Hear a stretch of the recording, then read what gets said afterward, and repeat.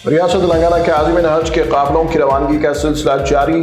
अमीर हल्के जमात इस्लामी हिंद तेलंगाना ने झंडी दिखाकर आज़मीन हज के काफिलों को किया रवाना।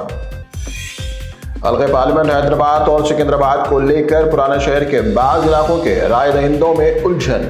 पोलिंग स्टेशनों से मुतालिक मालूमात फराहम करने राय दहिंदों की इलेक्शन कमीशन से दरख्वास्त।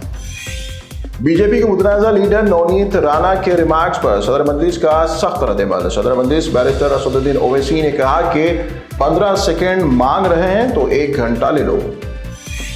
वज़ीर-ए-आज़म नरेंद्र मोदी और मरकजी वज़ीर दाखिला अमित शाह पर वज़ीर आला तेलंगाना की तनकीद। जुनूबी रियासतों की तरक्की को नजरअंदाज करने का बीजेपी ज़ेर क़यादत पर लगा है इल्जाम।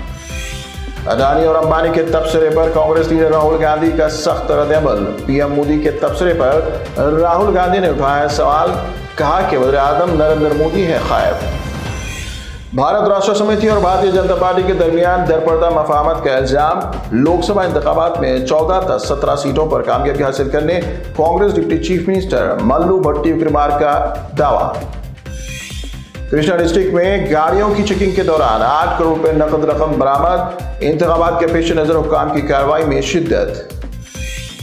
गज़ा में इस्राइली फौज की जारियत का सिलसिला जारी। रिफा शहर में इस्राइली फौज के ताज़ा हमलों में कई शहरी बशमूल मासूम बच्चे शहीद।